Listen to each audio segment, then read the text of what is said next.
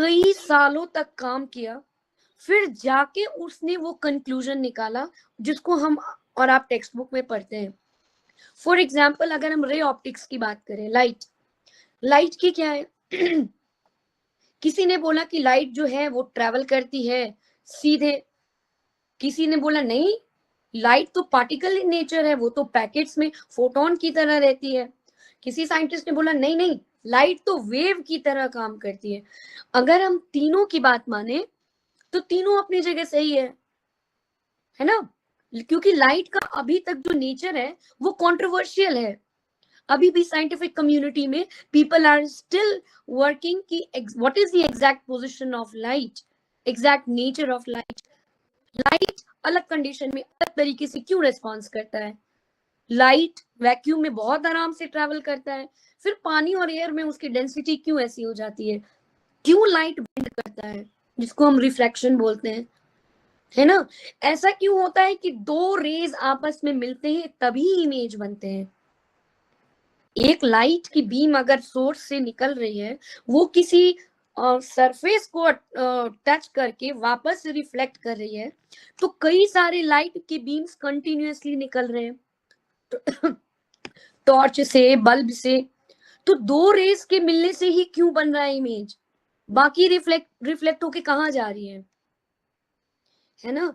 तो the concept is कि जब आप कोई भी सब्जेक्ट को, even history, even geography, even economics, किसी भी चीज को जब आप क्वेश्चनिंग करके पढ़ेंगे ना, तब जाके आपका कंसेप्ट क्लियर होगा। मुझे ये बताइए कि लाइक आप जब क्लास 10th में थे तो क्लास 10th की केमिस्ट्री और फिजिक्स की किताब से कितने चैप्टर ऐसे हैं जिसमें आपको बहुत बढ़िया से आता है।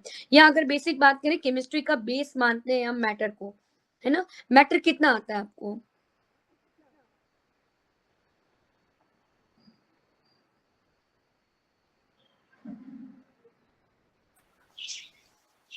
मैम अच्छा मैटर वगैरह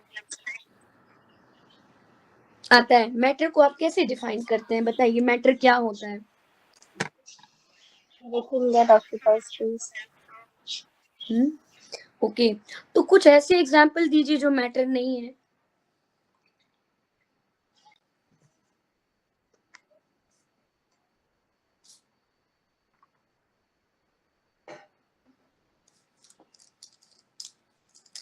आप माइक अनम्यूट कर दीजिए बेटा, बी वेरी फ्रैंक।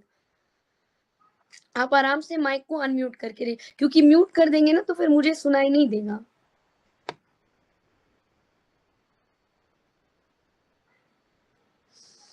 नहीं आता। माइक है ना, माइक का ऑप्शन है नीचे, उस पे आप क्लिक करिए।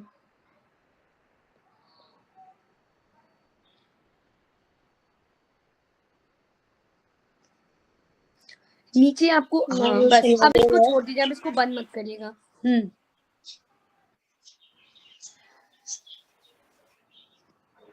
Yes ma'am. हाँ, मैं ये पूछ रही थी कि कुछ ऐसी चीजों का एग्जाम्पल दीजिए जो मैटर नहीं है। मैटर नहीं है।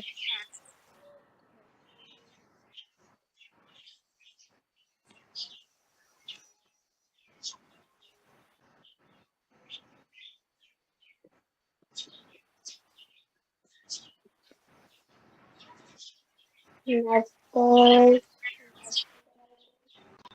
ओके, फोर्स, ग्रेविटी, ये तो कोई जगह नहीं ले रहा है, कोई वॉल्यूम नहीं ले रहा, कोई इसकी मास नहीं है ना। आपकी फीलिंग्स कहीं जगह ले रही है, मैटर है। ग्रेविटेशन फोर्स मैटर है ना।